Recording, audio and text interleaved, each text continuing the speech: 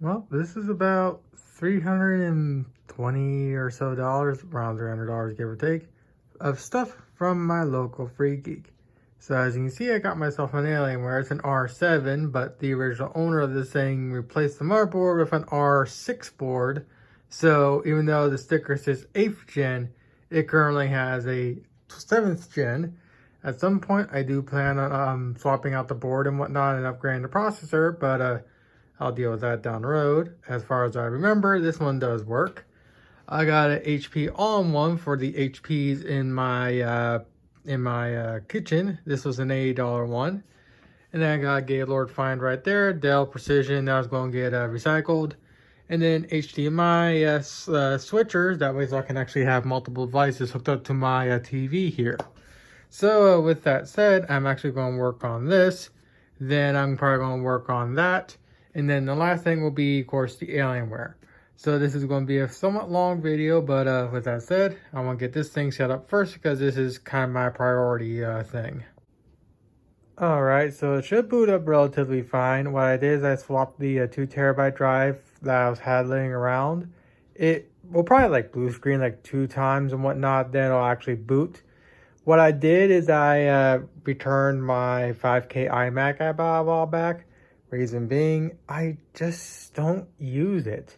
It's by my 2 printers in the kitchen, and it's also really unnecessarily big. And to have a 5K iMac like that, just to be dedicated for nothing more than just printer use, is kind of a waste of money. So I returned that, got store credit, and that's how I got the few things you see right here. So there is still data on the 2TB drive that I need to pull. So I'm going to get that done, and then I'll be able to fully wipe this thing all over again and have full 2TB for Windows.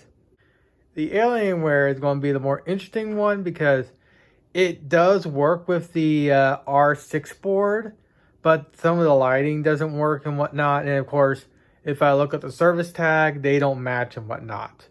With that said, to get a replacement board for this thing is about like $50 to $100, give or take. And considering this is still a fairly reputable little computer, I'm more than likely willing to put the money into it, especially considering this is within that era of Alienware that I personally liked. I mean, heck, I have an Alienware laptop that's within the exact same design language. And I got that, again, because it was $5, and it's, again, within that design era of Alienware that I personally like.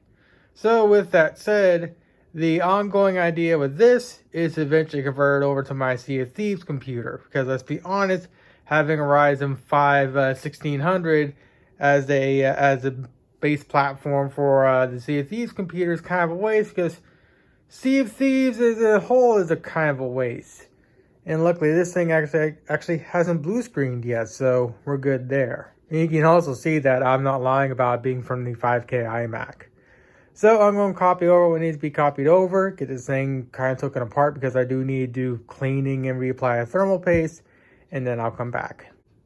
Apparently there's some gunk in between the LCD panel and the backlight. So I'm going to also take the opportunity to fully pop the LCD panel apart and remove all this gunk and whatnot. Because generally the LCD panel is in relatively good condition. It's just, well, I have no idea how I did not notice this when I was messing with it over at FreeGeek, but whatever. Alright, so I'm just copying what I need to copy over. Then once that's done, then I can show you what the heatsink looks like in this thing. I have an idea what it looks like, and if it is what I think it is, it's going to make the heatsinks that Apple use actually look competent in comparison to the heatsink that this thing has. With that also said, I'm currently getting the Dell Precision also set up. I'm just using a small 120 gig drive just to at least get the thing up and running. At some point, I'm hoping to get more proper storage for this thing. If I remember correctly, this thing has like 2 NVMe drives or NVMe slots, and it also has a hard drive bay and whatnot, and that's what I'm currently using right now.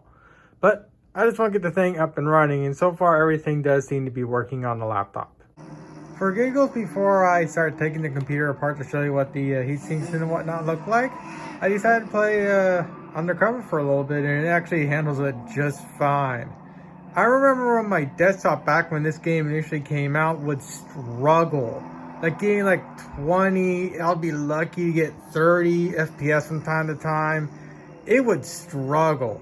And yet here I am with an $80 all-in-one playing it perfectly fine. I don't know the actual real frame rates, but it's more than likely running at least of above 60 if not higher. I don't even know if this game actually has a lock or not, but it's running perfectly fine on here. And the actual noise coming from the computer itself, it's really not that audible.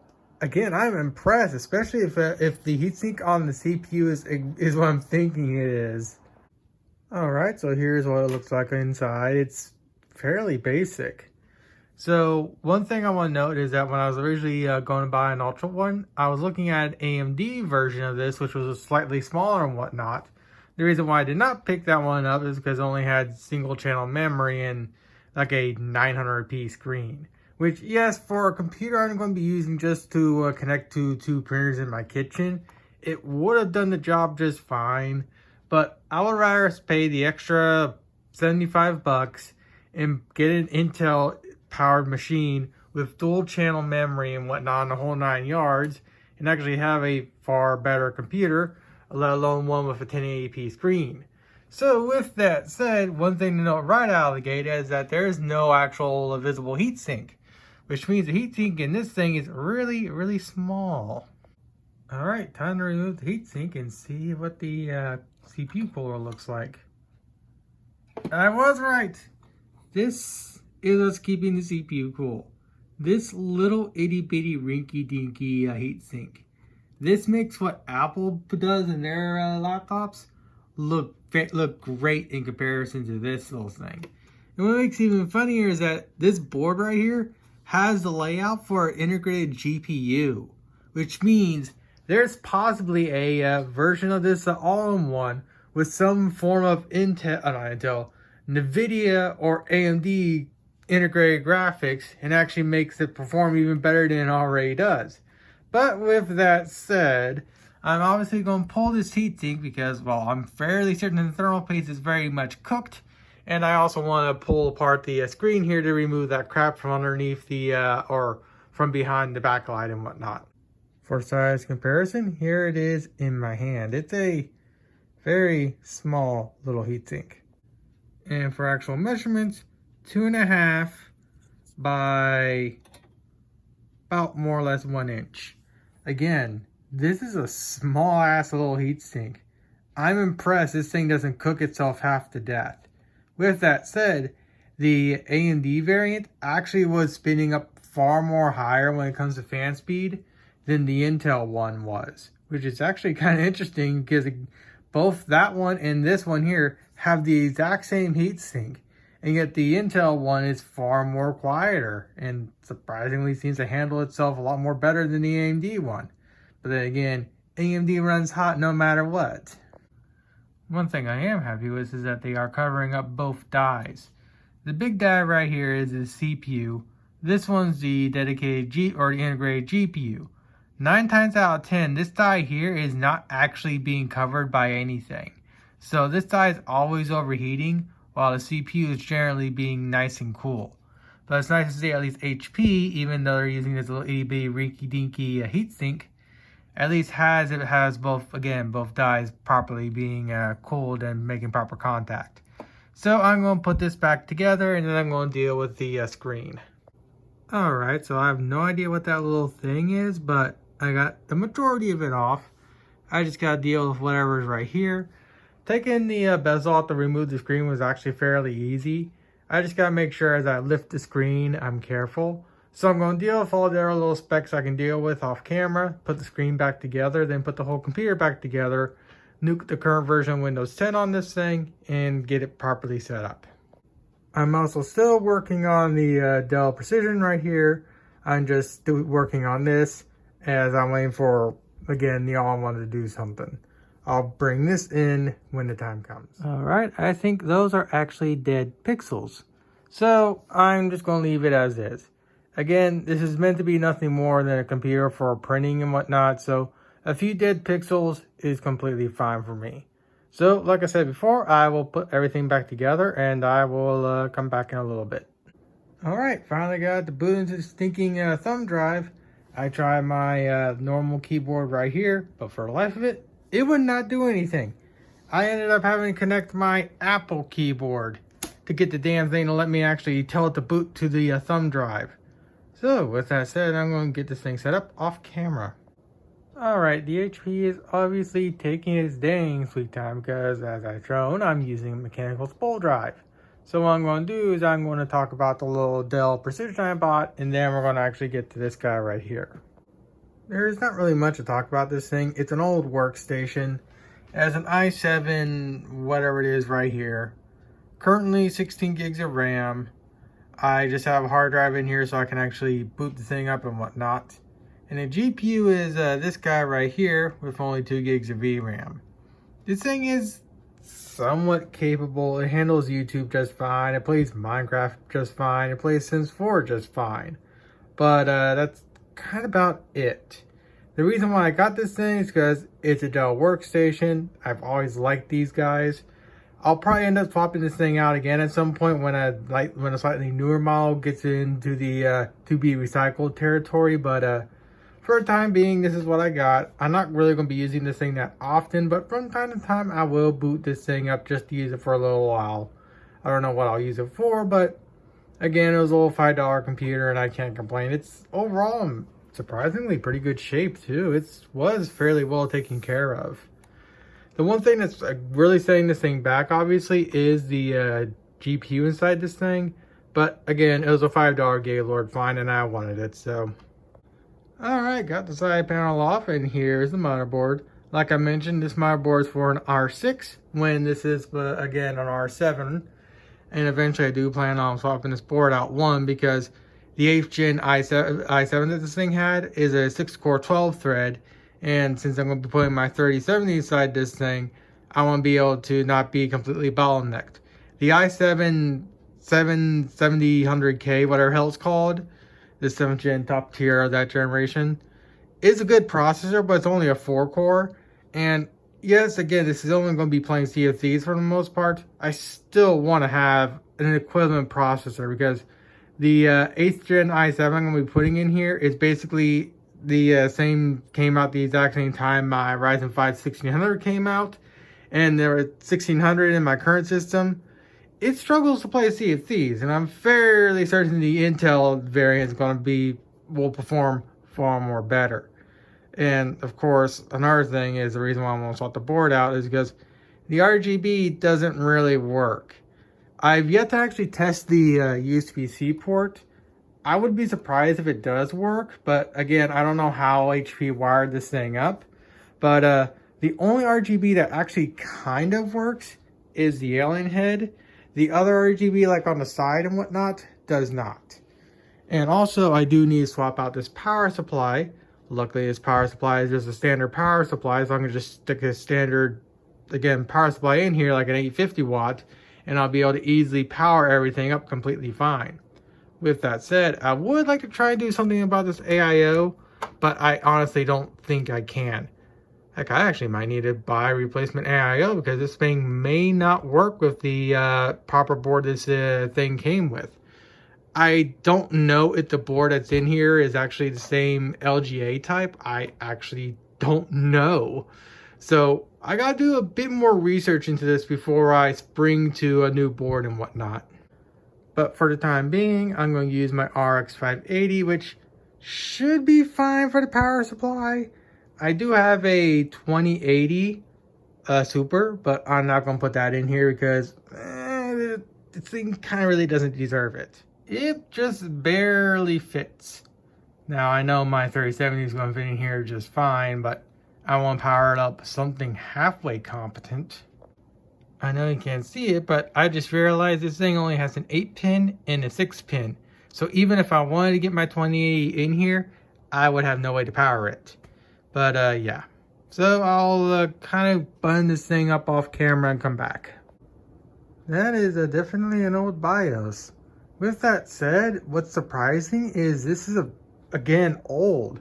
While the Dell Inspiron I've shown, its BIOS is more of the normal Dell BIOS, which is quite interesting. But with that said, I'm going to install Windows on this thing and come back. Oh wow, it's running at 4.2 gigahertz. That's quite impressive for such an old chip. Forgive the noise in the background, the AC unit's on. I'm actually about to go to bed and I'm getting tired. With that said, I'm currently in the process of kind of finalizing the Alienware. I'm getting the Microsoft Store set up and whatnot. I did a little more research on motherboards, and they're about like $100 on eBay, give or take. I disconnected the cable harness for the RGB. I don't know why the RGB doesn't work on this. It's probably just some stupid wiring that needs to be swapped on the actual pin layout and whatnot for the little cable. But I'd rather just wait for the opportunity for me to buy a motherboard for this thing. Again, it'll probably be like another month or two before that happens. But I can still use this thing for Sea of Thieves. They may just not perform as well as I would like it to. But with that also said, I got the all-in-one more or less all ready to go, and I decided to load up Sims 4 just to see what the temps would be like. And I mean, they're hot, obviously, but that little itty bitty heatsink is actually maintaining temperatures relatively finely. And if you're wondering why I'm not showing you my Sims, it's because I have mods installed. If you know what I'm talking about, you'll know exactly why I am not showing them currently right now. But temperatures are actually well under check. Well, I mean, again, it's hot, but it's not ludicrously hot like I thought it would be. Again, that heatsink in this thing is so small and puny, and yet it's keeping it relatively in check. So I'm going to bed like I mentioned. I will probably finish this video off later tomorrow or the next day, depending, or later today actually. More than likely tomorrow, because I'm going to be going back to FreeGeek to do more FreeGeek tasks and whatnot. And Saturday is when I'm going to be staying home and I'll have more time to deal with this. Alright, it's Friday. I decided to actually stay home today. I really needed to sleep. Don't be like me and remove this little cable right here that's labeled LED. Even though it's labeled LED, it also is where the power button goes to. Because when I went to turn the system on today to finish up the video, the system wouldn't turn on. And I thought, oh shit, the thing may have died. But nope, unplugging that cable is why the thing would not turn on. So let me plug it back in and show you exactly that it does now turn on. Obviously, I didn't show that it wasn't turning on before, but now when I go to press the actual power button, it turns on. So like I said, don't be dumb like me and remove that cable, because again, the system won't turn on. So with that said, I'll come back when it's fully booted. Alright, so to end the video off, there's really not much I can talk about when it comes to this Alienware machine. It's an Alienware machine. You've seen one, you've seen them all. With that said, here are the current specs. It's an i7-7700K.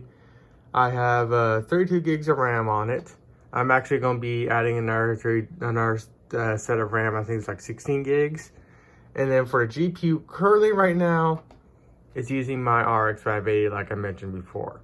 So what I'm going to do is I'm going to do a separate video on this. And the first video is just going to be me seeing how it handles Sea of Thieves in its current configuration.